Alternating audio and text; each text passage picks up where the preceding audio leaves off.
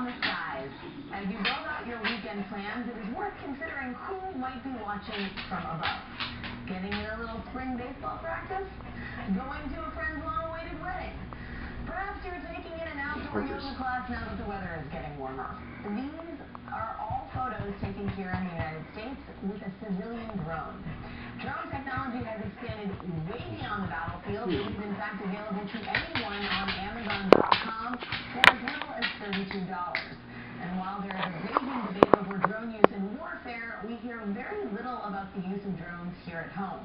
And there are a lot of them here at home. Last year, Arizona's self-appointed toughest sheriff, Joe Arpaio, announced he would like to buy 2 surveillance drones for his tent-city jail. In Texas last year, after a drone hobbyist, yes, there are drone hobbyists, after one of them observed blood leaking from a meatpacking plant into a nearby creek, Governor Rick Perry signed legislation making it illegal for civilian drone users to photograph private property. Thank you, Governor Perry.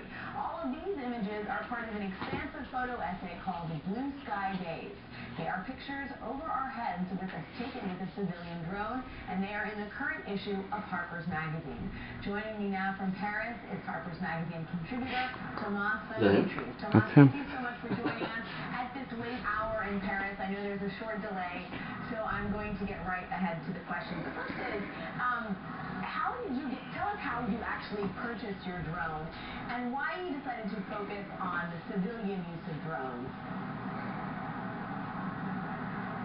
I just went on to Amazon.fr, the Amazon.com that you have in France, and I ordered it up, and then I bought a high-resolution camera and put it on there, and I had to do a little bit of modification. There wasn't anything off-the-shelf ready for professional photos, but since I bought my drone, things have gotten even cheaper and more professional.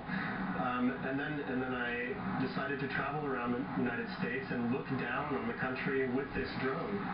What's I think shocking to me is that you were able to not only buy this drone, but get it into the air over people doing yoga in an open park, public spaces, but also you used to use it to photograph settings including prisons, oil fields, industrial feedlots. I think most Americans think that there is no way an unmanned aircraft, basically, which is what a drone is, could sort of fly over these spaces and capture images from them. Were you surprised at how accessible everything was, basically?